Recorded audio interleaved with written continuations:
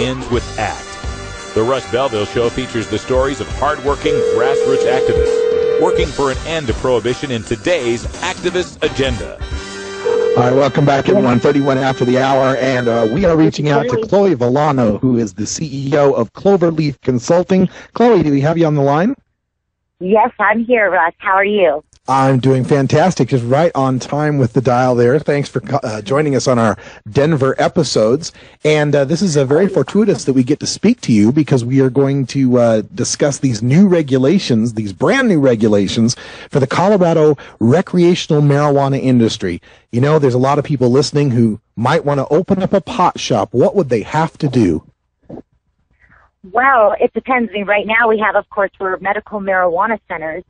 But we're going into recreational marijuana centers. So by October 1st, we will be able to apply. The current medical marijuana businesses will be the first who will be able to apply for recreational licenses. All right. So they get country. So that's awesome. First come, first serve for the recreational. Is there an upper limit on how many of these recreational stores there will be? And could all the medical ones take all of those slots? Well, it depends. I mean, some of these medical marijuana centers are in counties that are, could possibly ban recreational marijuana. Mm-hmm. So they might be forced to stay medical. They're also going to be allowed to use, their same facilities if they want to. They just have to have separate exits and entrances, and it will be like building out, a whole new store on the same premises.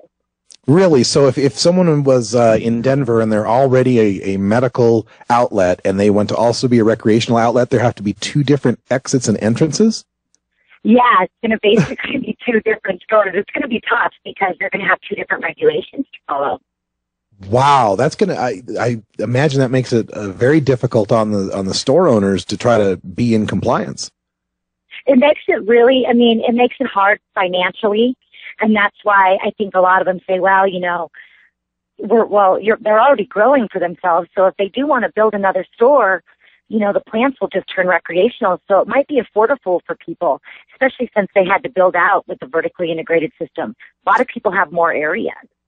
Now, that vertical integration may be something that people don't quite understand what happened with Colorado. What does that mean? Vertical integration basically is where a medical marijuana center grows 70% of everything that it retails itself. And currently we have 9 more months of that system, and it's required. So you can't do one without the other, which is kind of financially hard to get into the business because you have to have 2 different locations. It's like having 2 different parts of your business. And speaking to people, businesses. Yeah, in general, Exactly. And in speaking with some of the people I know in Colorado who had been growers and caregivers previously, I've heard a lot of negative comments. They say there's just no way the little guy can be a part of this.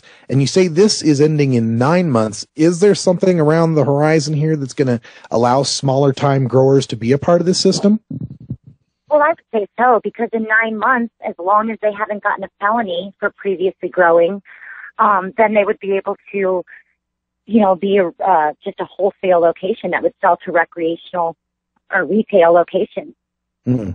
So we'll see how it works. I'm not sure. I think there is going to be a plant limit for how much those cultivation facilities can grow. But on July 1st, the state, which is the Medical Marijuana Enforcement Division, soon to just be the Marijuana Enforcement Division, will implement an emergency set of state rules. And then we'll know what we're allowed to do and what we're not. Chloe, what about that rule that you mentioned? People that have felonies for prior growing can't be a part of that. It seems like it almost excludes the people who would be the best people in that field. It definitely does. It's rough because they do want you to be residents, and they don't want you to have serious, drug felonies. They don't want you to have bad moral character, but some people did make mistakes when they were younger, and it's still rough. It's going to be hard to get in the business if you are. Yeah, mistakes that are legal now. They're not even really mistakes. We're speaking with Chloe Villano from Clover Leaf Consulting, and I noticed up on your website that you've got a symposium coming up on June 20th that it sounds to me like this would be something people would want to go to get a lot of the detail that we can't get in 15 minutes. Why don't you talk a little bit about that? Yes, it's going to start at 6 p.m. The panel starts at 7. It's at Castleman's at 26th and Walnut in downtown Denver. And it's going to have an elite attorney panel discussing the transformation process from medical marijuana to recreational and what the timelines and what it's going to take to basically get into the business or transfer your current business to recreational. We're also going to have a hemp panel as well. So we're going to talk a little bit about how you can get into the hemp industry and the different opportunities there as well. All right. Looks good. It's, you can find this information up at yourmmjinfo.com, Y-O-U-R, yourmmjinfo.com. We're speaking with Chloe Villano, who's the CEO of Clover Leaf Consulting, and is so much to consult on now with all these new regulations. We did a story in our headlines today about the lawsuit regarding this part of the Colorado regulations that say high times has to be put behind the counter.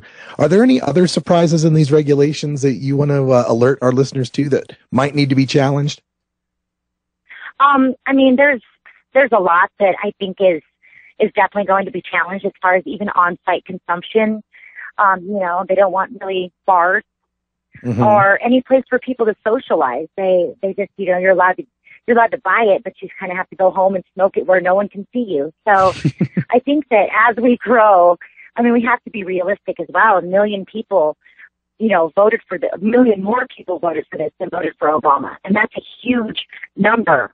And that means that if we're going to regulate it like alcohol, then we would have somewhere to go and socialize. So I think as the industry grows and as people realize it's not a bad thing, that we'll tackle some of those issues.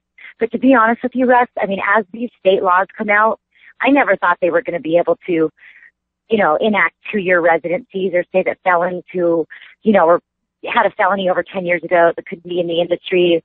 So we don't know what they're going to say. Yeah. It could be anything. Yeah, that part you mentioned about, not having a place to socialize. All right, you can have your weed, but by God, go off in the corner and we don't want to see you or hear you, That seems to be an aspect of this that is kind of frightening to me. And it's been brought to light by, just as soon as 64 passed and went into effect, we had these Club 64s and these pot clubs, these social clubs opening up under the premise that, hey, it's a private place. We are allowed to have cannabis. Nothing says we can't freely assemble under the First Amendment. So what are these regulations doing specifically to try to shut that down? Well, basically, they've been acted, they don't want consumption on licensed premises. And they did this with medical marijuana as well. So that way, if you are at a dispensary, it's not like you could smoke on any premises. But they've also have a Clean Air Act in Colorado, which is kind of tricky because it's for an indoor and outdoor.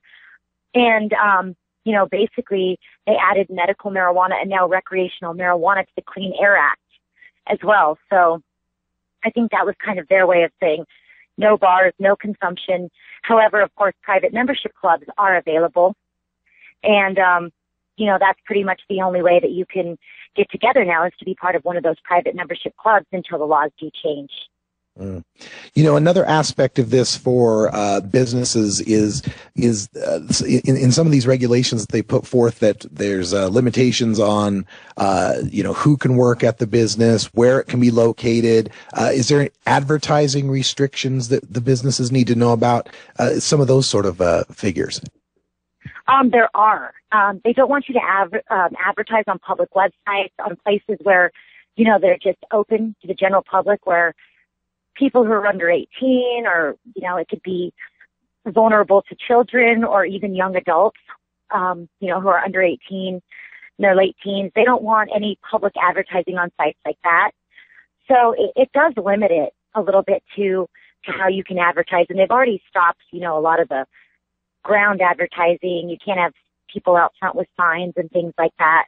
But, and they're going to treat magazines, cannabis magazines as if they're porn magazines. So you basically have to keep them behind the counter. But that's rough because look at the Hemp Connoisseur. It's full of knowledge and education. It's nothing like a porn magazine. I mean, it's not even nug porn. You know? It's true. So I got to meet David Lane, the attorney who is on that case, who's working that case as a First Amendment case, and he's even doubting it's going to go to trial because it's such a blatant First Amendment violation. We're talking about the content of these magazines that's not in any way obscene or, in Colorado, illegal. I mean, how ridiculous would it be that the 7-Eleven in Mississippi can show this on the High Times on the counter, but not in Colorado? Come on, that doesn't make any sense. Yeah, it doesn't make much sense. And I do know it's being challenged, and that's a great attorney to have on the case. And I think it's going to go really well. I mean, a lot of this stuff this is the first time it's ever happened. So we just have to fight it and see what happens. But if we don't fight it, then that's what we're stuck with. Now, of course, everybody's worried about the other shoe dropping with respect to the federal government, Eric Holder, Department of Justice. I mean, they do have their hands full these days, but who knows what's going to happen? Do you get any indication that there might be tactics that were used in the medical marijuana crackdown in Colorado and California, such as the landlord letters, for example, the threats of eviction and so forth, and seizures with respect to this new recreational law? The feds have been very quiet, and that so far has, a lot of people say that's spoken loudly. A lot of people aren't sure. They want to make sure they're following all rules, state rules legally. And a lot of people just don't understand how they could be doing something illegal that would even constitute them, being raised or something like that, because there is so many patients and so many sick people that a lot of these dispensary owners are helping.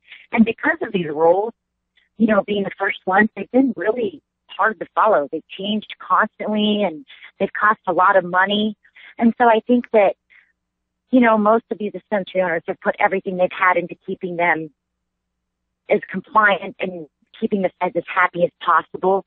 And, they have, like I said, they're not really saying anything. So in a lot of ways that can be good, but we just hope that they see it the same way we do. Well, we hope so too. We hope that, making good faith efforts to regulate this and do keep it safe for everyone is going to weigh well in our favor. We hope so. Chloe Villano is the CEO of Clover Leaf Consulting at yourmmjinfo.com. Got a great seminar coming up here on June 20th.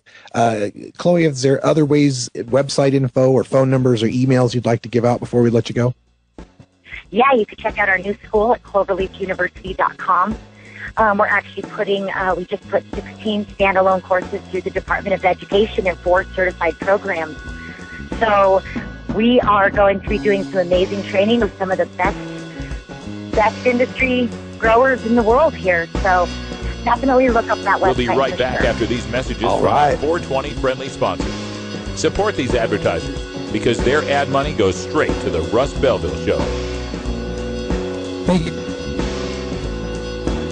You're tuned into the Russ Belville Show, the voice of the marijuana nation.